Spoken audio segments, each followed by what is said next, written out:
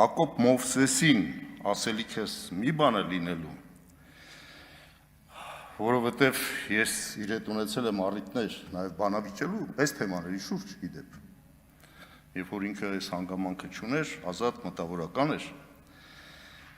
իսկ Հակոբ Հակոբյանին այլ բան է լինելու, որովհետև նա հիմա դարձել է ՔՊ-ի թեթև ձեռքով ծանր հրետանի դաշնակցության դեմ։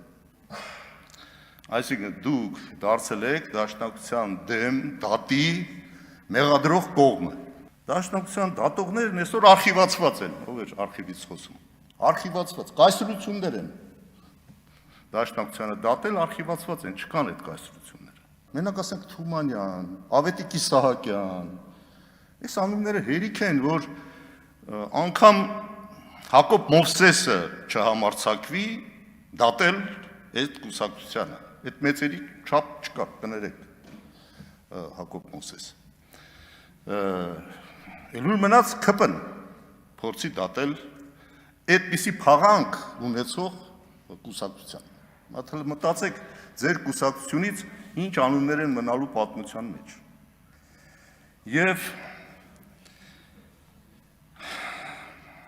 Եվ ամենակարևորը, եթե դաշնակցությունը չլիներ, դաշնակցության տեսակը չլիներ, որի մասին ես կանդրադառնամ, այստեղ դրա մասներով են շատ խոսում։ Մենք կլինեինք, դուք կլինեիք, պետություն, որ այսքան շատ խոսում եք, այդ պետությունը կլներ, տարածքներ, որի մասին խոսում եք, այս տարածքները կլներ, որտեղ որ մենք պետություն հիմա ունենք։ Այսինքն այդքան ապերախտ կարա լինի մի սերունդ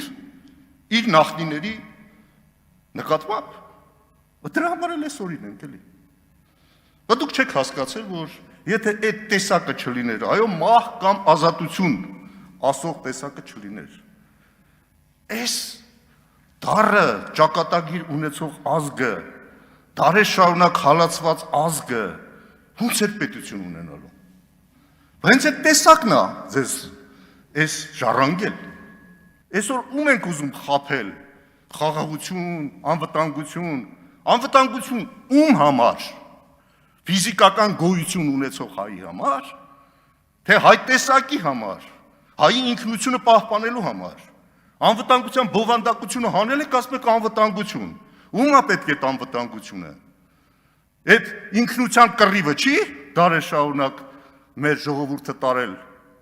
այդ չի եղել, Ինչ կապ դաշնակցությունը մտել է այդ կռվի մեջ, այո, իր ինքնությունը պահպանելու համար։ Ինչ ասես ձեզ կտան, մենակ դուք չասեք, որ դուք Հայկի սենունդն եք, չասեք, որ դուք հայ առաքելական եկեղեցու հետևորդ եք, չասեք, պայքարը սկսել է դաշնակցության դեմ, որովհետև ինքնություն կարողն է պահպանիչն է, պայքարը սկսել է հայ եկեղեցու դեմ, որտեղ ինքնությունը կարող պահպանողն է։ Հիմա դուք եկել եք մեր ինքնության ոչնչացմանը ձգտող կողմի հետ զինադադարը ներկայացնում եք որպես խաղաղություն,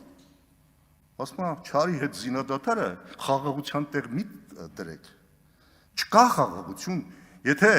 խաղաղության հիմնական բաղադրիչները չկան, դա պիտի ձեռք բերվի մեր երկու կողմերի իրավունքները հարգելով և հարցերը լուծելով, փաթեթ կա, և երկրորդ ուժերի հավասարակշռության պայմաններում, ոչ նա կա, ոչ մյուսը կա հաղթող ու պարտվող, ինչ ասում անում ենք։ Եվ ավարտում եմ, և չկա որևէ տեղ, որտեղ ես տեսնամ մեր ինքնությունը պահպանող որևէ նախադրյալ է դրված այդ զինադադարի ու խաղաղության մեջ։